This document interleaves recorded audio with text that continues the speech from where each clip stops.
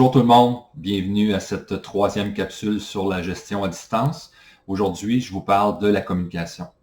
Mon nom est Jean-François Rouleau de JFR Conseil et je travaille en partenariat avec Qualification. Donc, la communication, qui est notre deuxième principe fondamental pour être en mesure de bien gérer à distance. La première chose qu'on doit être en mesure de faire au niveau de la communication, c'est de réduire la distance entre nous et nos gens.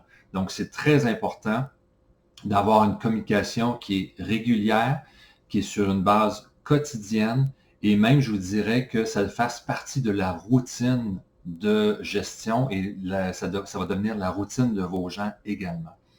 Il faut que vous soyez en mesure d'écouter encore plus vos gens, d'être empathique à ce qu'ils vivent présentement ou à ce qu'ils vont vivre dans le futur.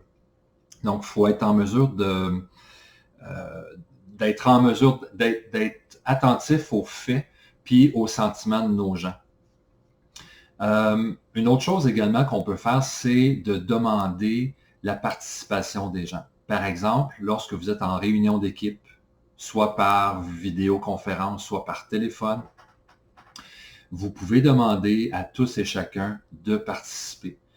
Parler de leurs projets, parler de leurs préoccupations, parler de plein de choses, mais vous les impliquez dans la rencontre. Il ne faut pas que ça soit un monologue, que c'est juste vous qui parlez, qui demandez des choses. Il faut vraiment faire un tour de table. Également, s'assurer avec des questions ouvertes que les gens ont bien saisi l'importance du message, ont saisi l'essence du message.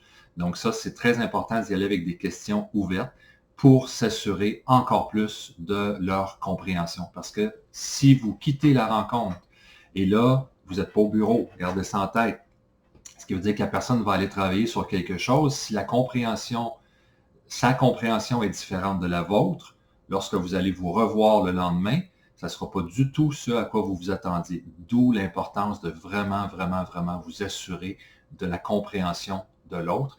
Et c'est la même chose pour eux, qui vous posent des questions ouvertes pour s'assurer de leur compréhension face à vos attentes à vous. Donc, décrivez ce que vous comprenez et résumez les points clés. Donc, je vous laisse là-dessus. C'était la capsule sur la communication.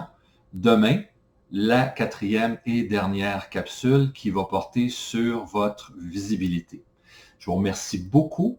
Je vous souhaite une très belle journée et n'hésitez pas, visitez notre site web à qualification.ca pour toute question ou communiquer avec nous par téléphone si vous voulez avoir plus d'informations sur nos services et notre coaching.